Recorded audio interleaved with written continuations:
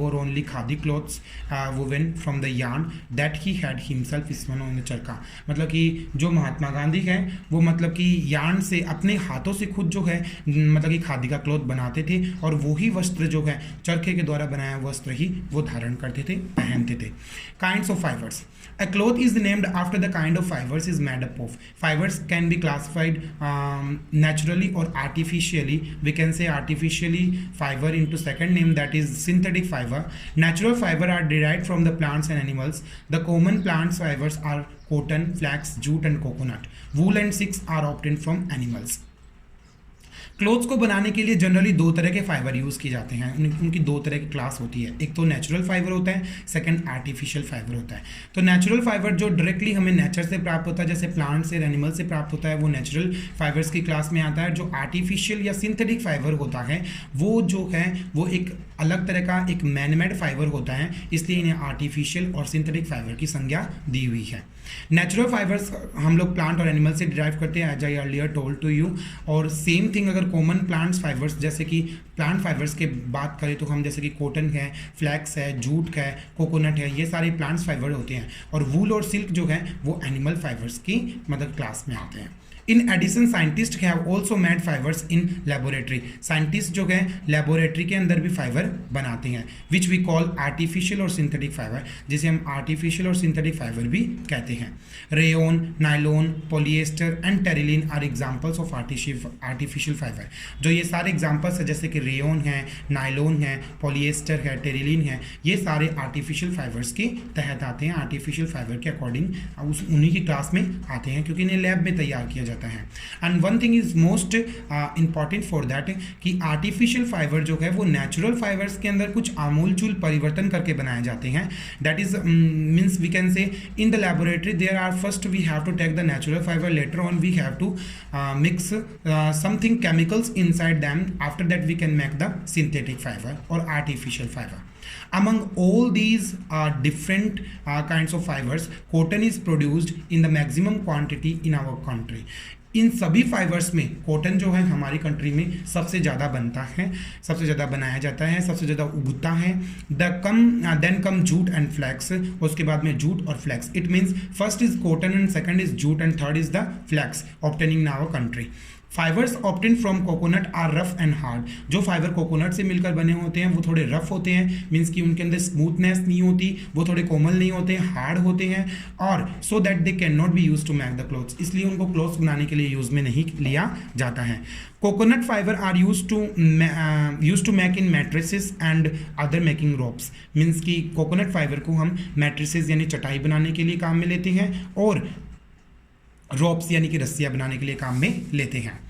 Now our next fibre means कि we can say our first natural fibre that is cotton.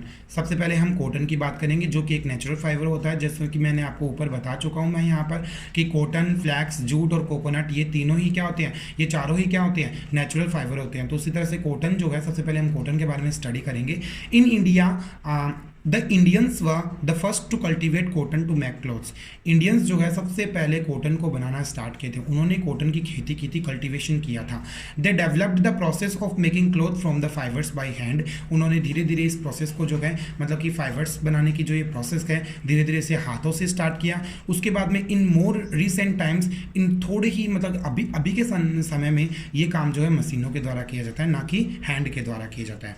Cotton plants grow best on the black soil and in a warm climate. Cotton को grow होने के लिए सबसे appropriate season जो है वो summer season होती है, वार्म क्लाइमेट चाहिए होता है उन्हें, और ब्लैक सॉइल इनके लिए सबसे अप्रोप्रिएट होती है। ब्लैक सॉइल में ये बहुत अच्छे से ग्रो करते हैं। In our country cotton is cultivated in Punjab, Rajasthan, Gujarat, Maharashtra, Madhya Pradesh, Andhra Pradesh, Tamil Nadu and Karnataka. इन सभी राज्यों में, इन सभी स्टेट्स में जो है कॉटन की खूब खेती होती है, because their climate is warm and they have black soil also in their land. So they are mostly cotton are cultivated in these states, that is Punjab, Rajasthan, Gujarat, Maharashtra, Madhya Pradesh, Andhra Pradesh, Tamil Nadu and Karnataka. Cotton is planted in early spring. Cotton को जो है spring season में सबसे पहले plant किया जाता है, कि सबसे पहले जो स्प्रिंग सीजन होती है, मीन्स कि जो हमारी गर्मी की सीजन स्टार्ट होने से पहले जो सीजन आती है, स्प्रिंग की सीजन आती है, पतझड़ की ऋतु जो आती है, उस समय जो है हम देखते हैं कि कॉटन को जो है मतलब कि प्लांट किया जाता है। इन अबाउट 2 मंथ्स, 2 महीने में the plants become 1 to 2 metres tall forming bushes. तो 2 महीने में प्लांट की जो लंबाई है वो लगभग 1 से 2 मीटर हो जाती है और जो एक झाड़ियों का रूप ले लेती है। देन वाइट और येलोइश फ्लावर कम अप, फिर उसके ऊपर सफ़ेद और येलोइश यानी कि पीले कलर के फ्लावर जो है उनके ऊपर आ जाते हैं। स्लोली टर्निंग पिंक, धीरे धीरे वो क्या होते हैं, पिंक रेड हो जाते हैं, धीरे धीरे वो पिंक रेड की मतलब कि कलर में आ जाते हैं। उसके बाद जो है आफ्टर अबाउट 3 डेज, उसके बाद 3 दिन बाद में जो है द पेटल्स फॉल ऑफ, जो उसकी सारी जो पत्तियां होती है वो झड़ जाती है। Living behind a green seed like structure, और उनके अंदर जो है एक ग्रीन कलर की स्ट्रक्चर जो है, ग्रीन कलर की स्ट्रक्चर जो है मतलब उसके अंदर बनती है, और जिसके अंदर सीड पाया जाता है, जिसे हम बॉल कहते हैं। The green ball slowly grows, वो ग्रीन बॉल धीरे धीरे उगती है। And inside it grow small seeds, और उसके अंदर जो है स्मॉल सीड्स जो है छोटे छोटे बीज बनते हैं। एंड द कॉटन फाइबर्स, और धीरे धीरे उसमें कॉटन फाइबर बनता है। When fully mature the boll becomes a big as a walnut and turns brown. जब ये मैच्योर हो जाता है, पूरा तरह से परिपक्व हो जाता है, डेवलप हो जाता है, तो ये बॉल जो है एक वॉलनट यानी कि एक अखरोट का आकार ले लेती है और बिल्कुल ब्राउन यानी कि बिल्कुल भूरे रंग की हो जाती है। द ब्राउन बॉल ब्रश, ये ब्राउन बॉल जो है फटती है, ब्रश्ड होती है, और रिवेलिंग ए वाइट फ्लफी मास, और इस तरह का वाइट फ्लफी मास जो उनसे बाहर निकलना स्टार्ट हो जाता है। डिवाइडिंग टू सेवरल सेक्शंस, और ये अलग अलग तरह के सेक्शन में, जैसे थोड़ा इधर निकल गया, फिर थोड़ा उधर निकल गया, फिर थोड़ा इधर निकल गया, इस तरह से ये अलग अलग तरह के सेक्शंस में निकल जाता है। कंटेनिंग ब्राउन सीड्स इनसाइड, जिनके अंदर ब्राउन कलर का सीड पाया जाता है।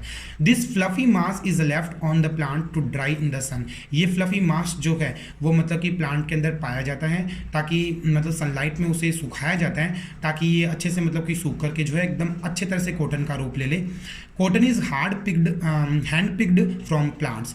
कॉटन जो है प्लांट से हाथों की तरह पिक्ड किया जाता है, but the process is lengthy, लेकिन ये प्रोसेस बहुत लेंदी होती है, बहुत ही मतलब समय लेने वाली होती है। देयरफॉर कॉस्टली, और साथ में ये क्या होती है, बहुत महंगी भी होती है। तो this is because all balls in a field do not ripen at the one time, इसलिए सारी की सारी बॉल्स जो है वो एक समय में, एक टाइम में जो है रैपन नहीं हो पाती है, परिपक्व नहीं हो पाती है। They ripen in the phases and show picking में take up to the 2 months, लगभग 2 महीने जो हैं उनको हैंड से पिकअप करने में लग जाते हैं। तो machines have therefore been developed for the cotton picking, जो मतलब मशीन्स जो है मतलब कि वो धीरे धीरे डेवलप की जाती है, कॉटन बनाने के लिए डेवलप कर ली गई है। और कॉटन के अंदर इन मशीनों से जो है मतलब कि कॉटन को अलग किया जाता है। वो कैसे किया जाता है, we are understanding through this paragraph now, that is upcoming paragraph. Cotton was previously separated from seeds by hand, cotton जो है हैंड से पहले सेपरेट किए जाते थे, as earlier told upper side to you, but now this is done by a machine called gin. बाद में जो है हम देख रहे हैं कि मशीन के अंदर जो मतलब कि एक मशीन ऑपरेट की जाती है, एक मशीन के द्वारा इन्हें ऑपरेट किया जाता है, जिसे हम गिन कहते हैं।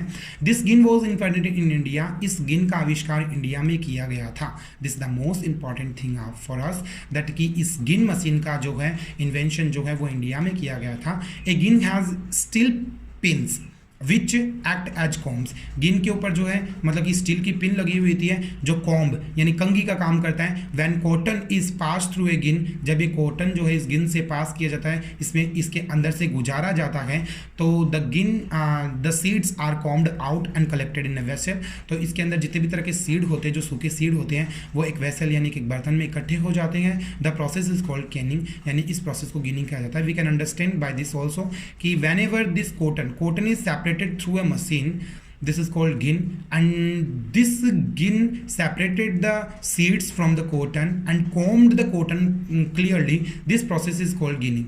The gin cotton is pressed into the bundles. gin cotton जो होता है, जो प्रेस्ड किया हुआ या जो साफ किया हुआ कॉटन होता है, बाद में जो है उससे बंडल्स में बांध लिया जाता है, जिन्हें हम क्या कहते हैं, बेल्स कहते हैं। ए बेल वेट्स 200 किलोग्राम, एक बेल का जो वेट होता है वो लगभग 200 किलोग्राम होता है।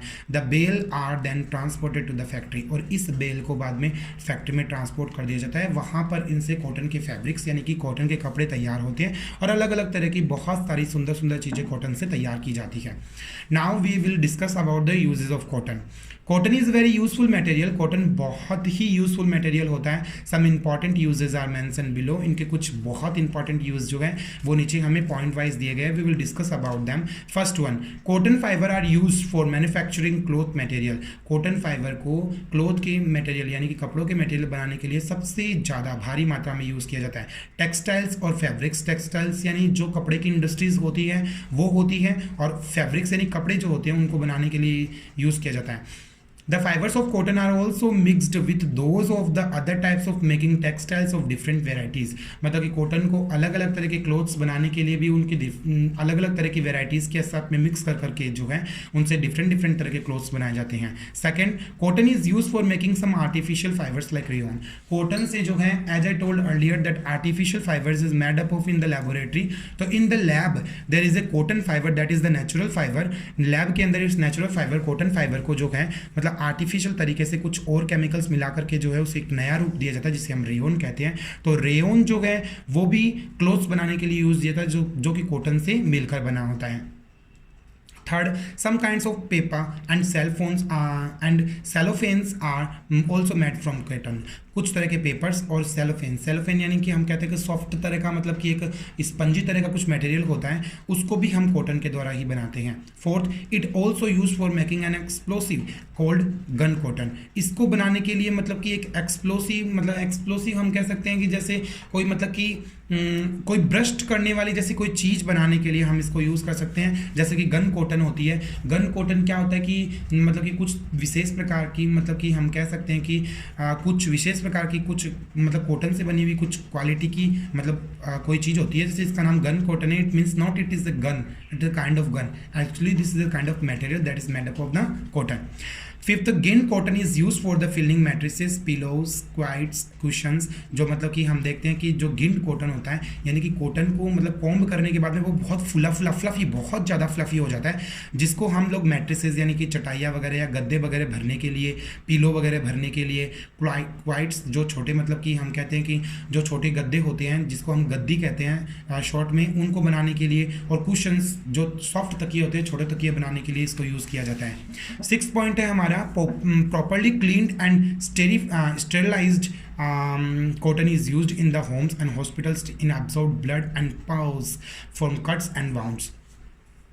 कि एक कॉटन को जो है हम स्टेरलाइट कॉटन को जो है यूज़ करते हैं हम किसके लिए, स्टेरलाइट्स मतलब उसको एकदम उसके जम्स मार करके एकदम से उसके जम्स को मतलब उसको डिसइंफेक्टेड कर करके जो है इस कॉटन को हॉस्पिटल में जैसे हम कहते हैं जैसे मरहम पट्टी करने के लिए हम कॉटन का यूज़ करते हैं, हम ब्लड को एब्जॉर्ब करने के लिए, ब्लड को अवशोषित करने के लिए कॉटन का यूज़ करते हैं। कोई भी कट या वाउंड में से अगर पस निकल रहा हो, कोई मतलब कि मवाद वगैरह निकल रही हो तो उसको साफ़ करने के लिए हम कॉटन का वहाँ पर यूज़ करते हैं। तो there is a big use of the cotton in the hospitals in the medical field we can say। So 7th है, cotton clothes are fibers are also used in households mops for cleaning the machines parts। Machine के part अगर साफ करने तो अगर हमें house holds में मतलब पोछे वगैरह लगाने के लिए हम कॉटन का यूज़ करते हैं, मशीन्स को साफ करने के लिए हम कॉटन फाइबर का यूज़ करते हैं।